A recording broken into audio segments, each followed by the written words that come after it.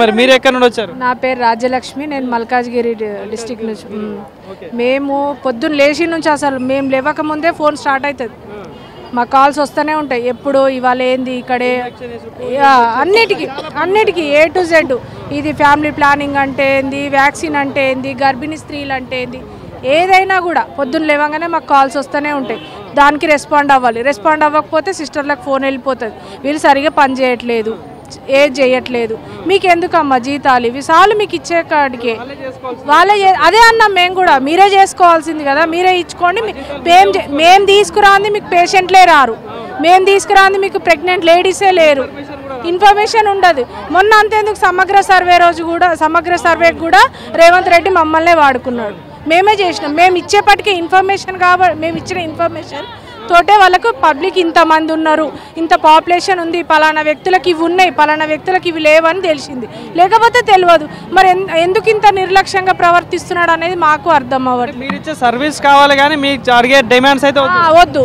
మేము ఇచ్చే సర్వీస్ తీసుకుంటారు, మాకు కావాల్సింది మాత్రం వాళ్ళు ఇవ్వరు. ఎలక్షన్స్ అంటారు, ఎలక్షన్స్కి ఒక రోజు ముందే వెళ్ళాలి. మేము ఫ్యామిలీని వదిలేయాలి, పిల్లల్ని వదిలేయాలి, భర్తను వదిలేయాలి, ఇల్లుని వదిలేయాలి, వెళ్ళాలి. నైట్ ఎప్పుడు 6-6:30కి అయిపోతుంది. అంత ప్యాకింగ్ అవన్నీ అవుతాయి. 1 గంటకు 1:30కు వాళ్ళకి సరెండర్ చేసి ఆ రాత్రి మరి సేఫ్గా ఎట్లా రమ్మంటారో అట్లా నైట్లో ఎట్లా వెళ్తారని లేడీస్ని ఇంటి దగ్గర దింపరు. ఆ నైట్ 1 గంటకే వదిలేస్తారు, అయిపోయింది. ఆ నైట్ ఎటు వెళ్తారండి లేడీస్ చెప్పు? ఆ భద్రత కూడా మాకు లేదు. ఒక రోజు ముందెళ్ళాలి, ఆ 1200-1300 ఇస్తారు ఆ 2 రోజులకి. 1 గంట రాత్రి వదిలేస్తే పబ్లిక్ ఆడవాళ్ళు ఎక్కడెక్కడ నుంచో వస్తారు, చేయాల్సి వస్తారు. లేకపోతే మెమో ఇష్యూ అంటారు. మరి ఇన్ని సమస్యలు ఉన్నాయి, ఇన్ని అంటే సంవత్సరం కొట్లాడుతున్నాం అంటున్నారు కానీ మరి మహిళా మంత్రులు ఉన్నారు, సీతక్క గారు ఉన్నారు, మరి కలిసే ప్రయత్నం చేసి ఎవరైనా మీ దాంట్లో? సీతక్కని కాదు కానీ మా దగ్గర ఉన్న ఎమ్మెల్యేలు అందరికీ కలిసినాం, వినతి పత్రాలు ఇచ్చినాం. వాళ్ళేమన్నారు, పెడతాం అసెంబ్లీలో మాట్లాడతాం రేవంత్ గారితో, కంపల్సరీ చేస్తాం. మొన్న కూడా 10వ తారీఖు మేము కలెక్టర్ ఆఫీస్ ముందర ధర్నా చేసినాం. కలెక్టర్ వచ్చిండు, మాకు కొన్ని ఆయన పరిధిలో ఉన్నవి తను నెరవేర్చిండు, హామీలు ఇచ్చిండు. ఈ 2 ఒకటి ఫిక్స్డ్ వేతనం అనేది ఒకటి, ప్లస్ పర్మనెంట్ అనేది కలెక్టర్ మన రేవంత్ సార్ చేతిలో ఉంది కాబట్టి తనకు చెప్తాము, దగ్గరుండి ఒప్పిస్తాం అనేసి అన్నారు. మరి ఇంతవరకు కూడా మేము ఇచ్చి కూడా ఇప్పుడు 20 రోజులు అవుతుంది, మాకు ఇంతవరకు కూడా ఎలాంటి ఇన్ఫర్మేషన్ అనేది లేదు.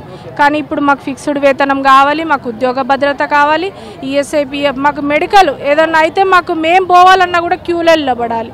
మేము ప్రతి ఒక్కరిని తీసుకెళ్తాం.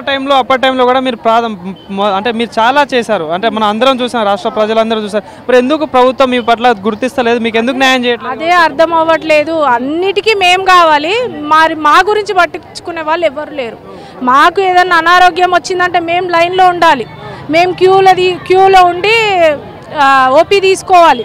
మరి మాకెందుకు అట్లా స్పెషల్ అనేది లేదు. ఇప్పుడు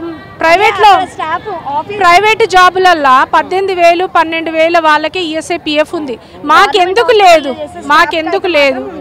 అది లేదు. ఒకటి ప్రధానంగా డిమాండ్ ఏం చేస్తున్నారు? పక్కా 18,000 ఫిక్స్డ్ వేతనం రావాలి, ESI PF కల్పించాలి. లేదంటే మాత్రం ఇవాళ ఈ సభ అయ్యే లోపల ఏదో ఒకటి తేల్చాలి. లేదంటే నిరాహార దీక్షలో కూర్చుంటాం. అది 100 రోజులు కానీ 200 రోజులు కానీ తగ్గేదే లేదు.